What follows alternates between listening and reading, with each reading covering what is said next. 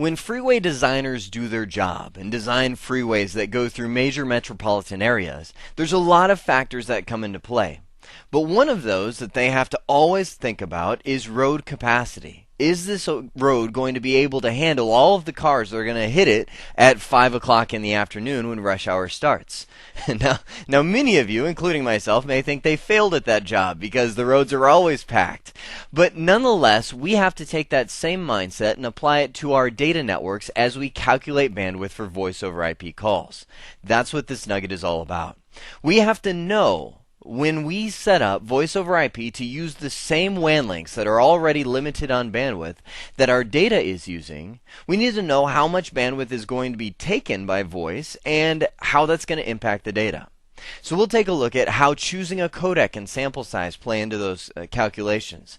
We'll kind of start a running formula and add in data link and network layer overhead, and then we'll factor in, what if somebody's running this over a VPN? What if you use site-to-site VPNs as your WAN links? Or maybe you have remote users that VPN from their home or small office network into your company.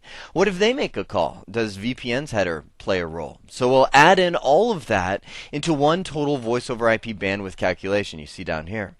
Now at the very end of this nugget, I'd also like to add in two bandwidth saving measures that you can add to your network, and they are VAD and RTP header compression, that will allow you to save a significant amount of bandwidth when using voice over IP. Well, let's start off by talking about the most blatant in-your-face thing that can affect the bandwidth. It's the codec. Now, we just got out of a nugget that talked all about the different codecs that we have and the how spoken voice becomes a packet and what they are.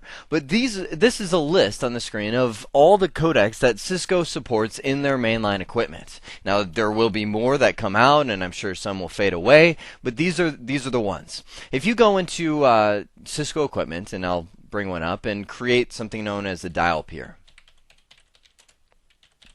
I'm going to create dial peer voice. Let's just create 70 and do a voice over IP dial peer. This is where you can define destinations, as we've seen in some of the previous nuggets, destinations on what you can reach around the network.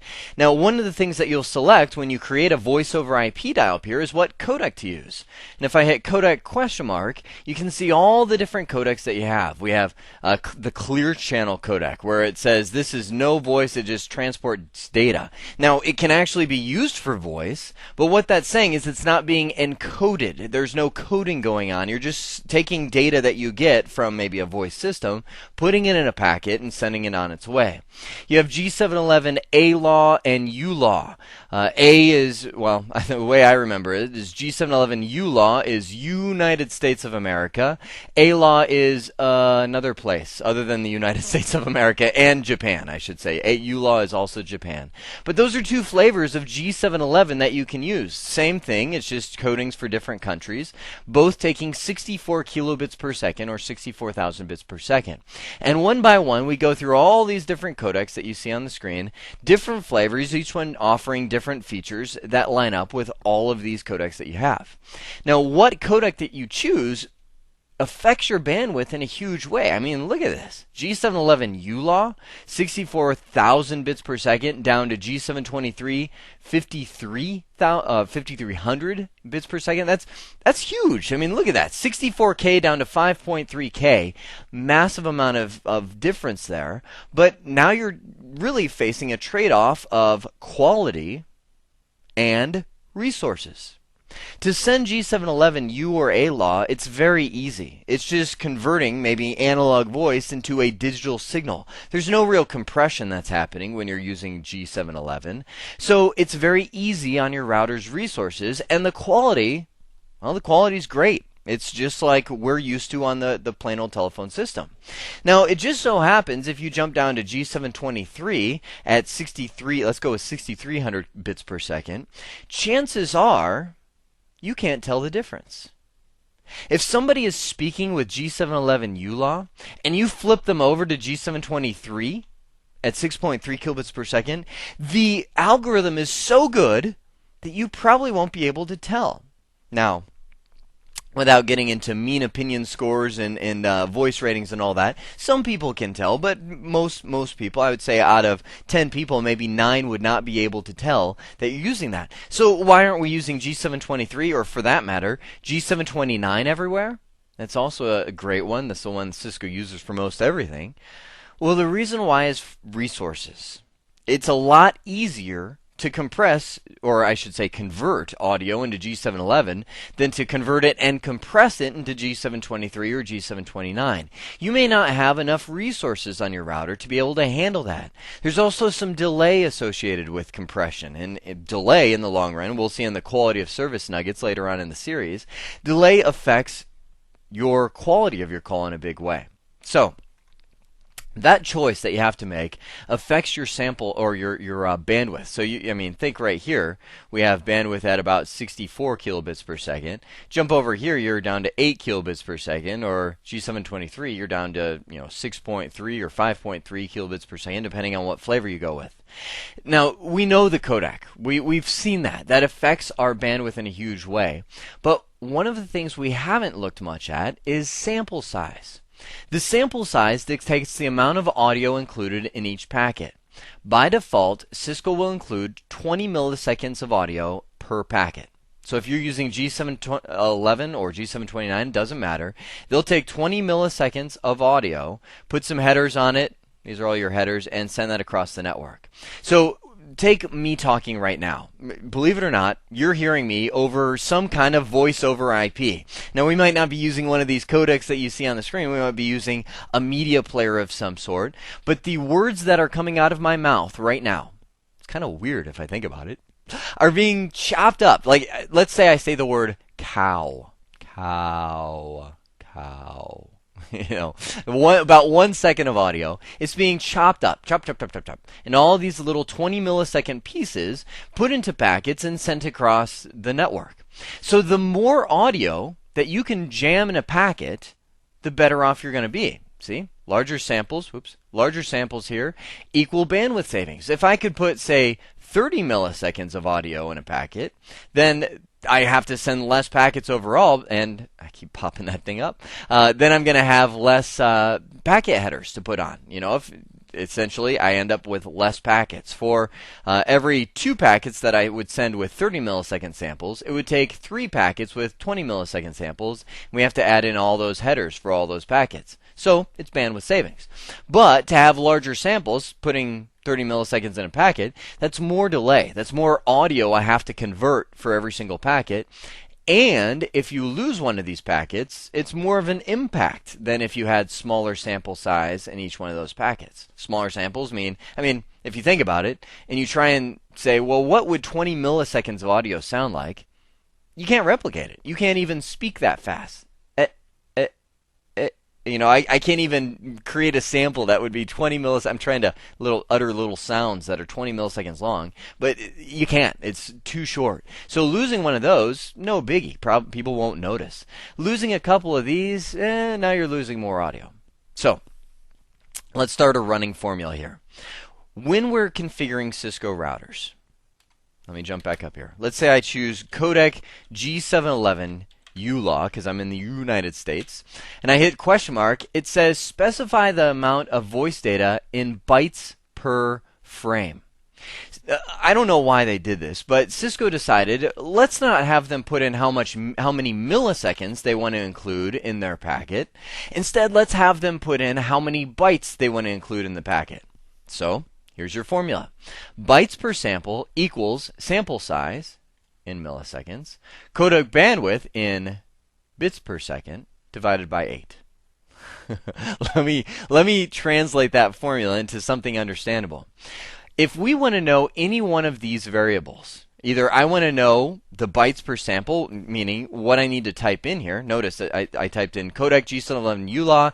The bytes that I want to include in each packet are, and it says go ahead and use something from 80 to 254, but the only valid sizes are 80, 160, and 240.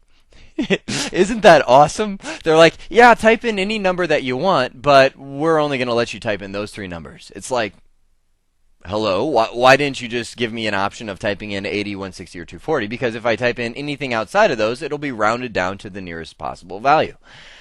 Oh, the logic of some people. Anyhow, if I'm saying, well, I've got, let's say, 240 bytes, right? It says valid size is 240. So if I have 240 bytes per sample, or per packet, I would say, and I want to know, well, how many milliseconds of audio is that? What is that in milliseconds? Well, what I can do is I can say, well, 240 equals, we'll say, sample size times the codec bandwidth in bits per second. Well, we know that one, 64,000. That's G711. It's 64,000 bits per second. So take that divided by 8. So let's go back. I know we're going to have to go back, rake the brain for some algebra skills here. Now this is sample size, not 55, even though it looks that way. So sample size is our variable. We'll call that x. If you've got 240 equals x times 64,000 times 8, how would you figure that out? Well, we would multiply both sides by 8, right? So let me pull out my calculator. So 240 times 8 is 1920. So multiply both these times 8. So that would end up being 1920 equals sample size times 64,000, because we've negated the 8 on each side, right? I know, raking the brain back. So how would we figure out sample size, or what x is in our equation?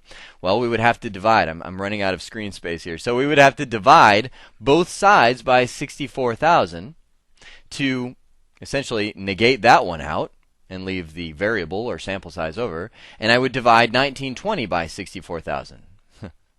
Squeeze it in there. 64,000. So bring my calculator back up. 1920 divided by 64,000. What? That's not right. Hang on. 1920 divided by 64,000. Okay, that's better. What did I type before? Who knows? It says 0.03. So actually, I take this back. Sample size, you can think of that in seconds, because 0.03 is actually 30 milliseconds, the way that breaks down. So what that would tell me is, going back to my screen here, if I type in a valid size of 240, that would give me a sample size of 30 milliseconds, or 0.03 seconds. So you can guess where this is going. A valid size of 160, which is the default, by the way, is a sample size of 20 milliseconds. And a sample size of 8, that would end up being 10 milliseconds of audio.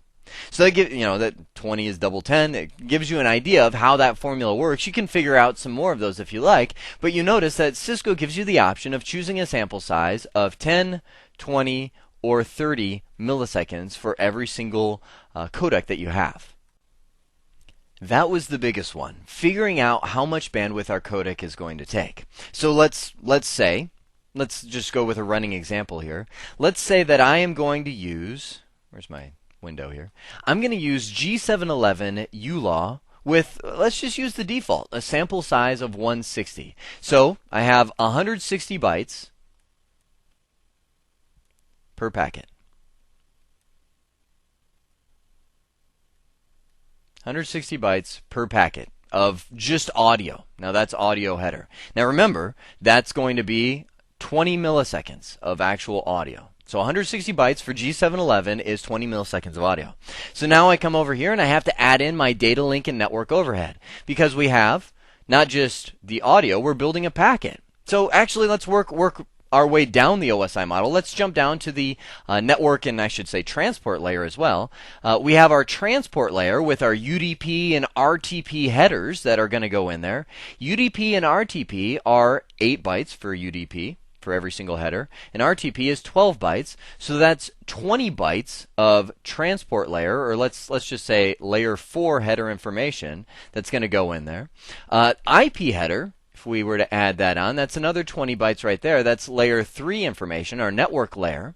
And then we have, and by the way, I just always remember, I don't remember those individual values. I just think network and transport is 40 bytes. That's static. That doesn't change unless you're using some kind of custom headers in your organization, or tunneling, which we'll talk about next. So 40 bytes for layers 3 and layers 4. Did I say 30? Layers 3 and 4. And then over here, I'm telling you, for some reason, I'm having, I don't know if it's Alzheimer's disease or what, but yesterday, forget, I have to digress for a moment. That 30 right there, I didn't remember typing in that 30. Did I type in 30? I don't know. But yesterday, I was sitting there eating dinner, and I'm eating dinner, and I get about halfway through dinner, and I look down, and there's a second plate on my, or sorry, a second fork on my plate. A big metal fork laying right across the plate. And my wife was eating with me, and I looked at her, I was like, "What's this? What's this?" And she said, It's a fork. And I said, "Well, I know it's a fork, but what's it doing on my plate?" And she said, "It's been there the whole time. I've been wondering why you have a second fork laying across your plate and then the one in your hand." And I said, "Are you kidding me? There's been a fork. I mean, it's not like on the side of my plate. It's right through the middle of my plate." And I said, "There's a fork. The whole time I've been eating, there's a fork right through the middle of my plate. It's sitting on my chicken." And she said, "Yeah, it's been there the whole time." And that was the second